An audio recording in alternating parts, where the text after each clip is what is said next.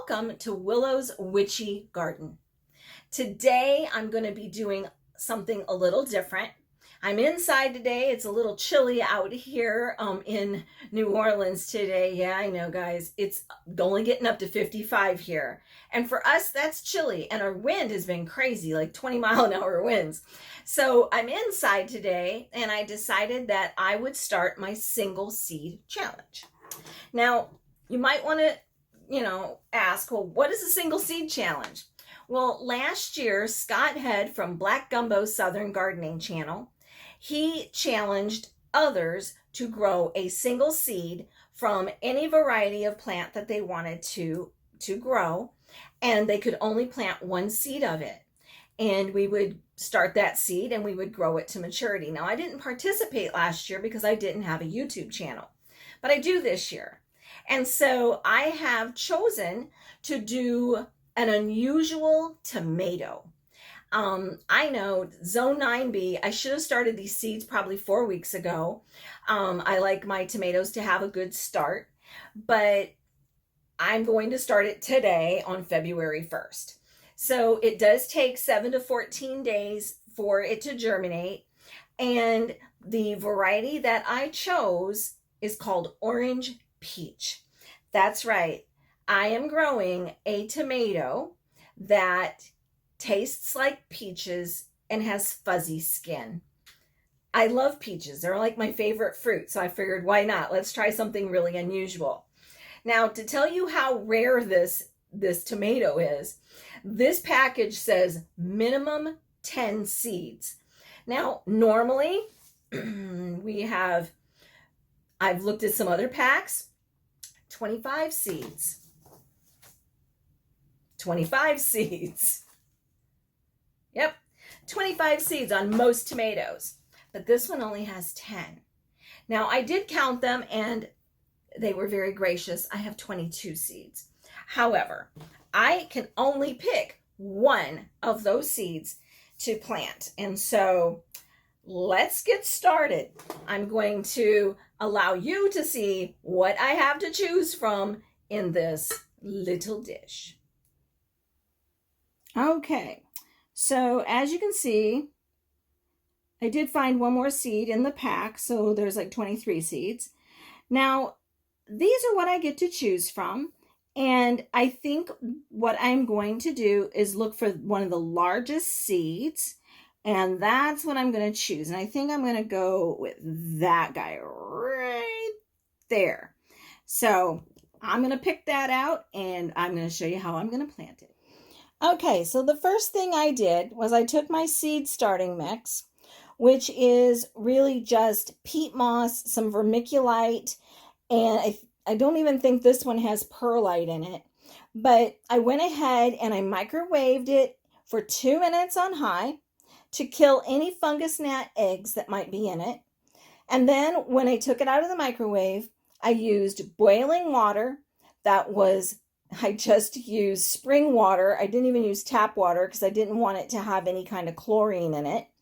And so I used spring water, I boiled it, and I moistened the soil so it's pre-moistened and ready to go. As you can see, I put our tiny little seed here on the paper towel.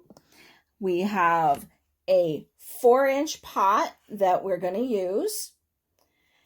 And let's get planting. Okay, so here we have it. I've gone ahead and I put the potting mix that's pre-moistened into my 4-inch pot. Now, I did let it cool to room temperature because, of course, if that boiling water, hot soil is going to kill fungus gnats, it would also kill our egg or our seeds. So we don't want that to happen. So I went ahead and let it cool down. So now it's ready for the seed. Now, what I'm going to do is I take a little marker, I like to use those, and just put a little indent in the soil. So that will be the point where I put in the seed. I'm going to now drop in that one seed. If you can see, I put the one seed in the hole. There it is.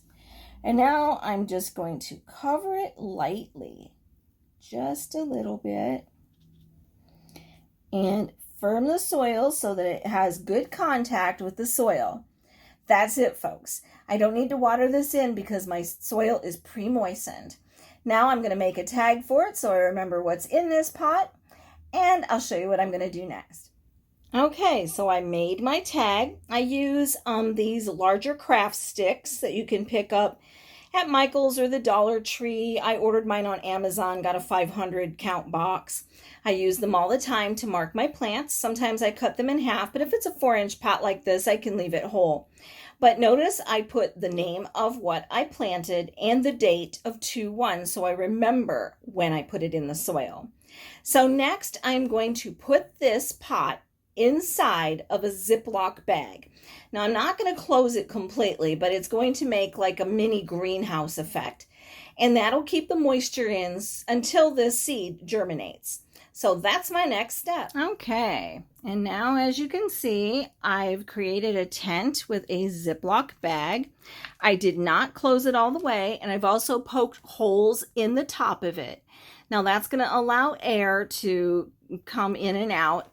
We want it to not get too moist to the point we might grow mold or cause any fungus at all, but we still want that soil to stay moist until that tomato pops up through the soil. So we'll be watching this over the coming days, and as soon as I see it, I will definitely let you know that it has germinated. So that's what we have for right now. Now, you might want to see a little bit of what else I'm doing up here.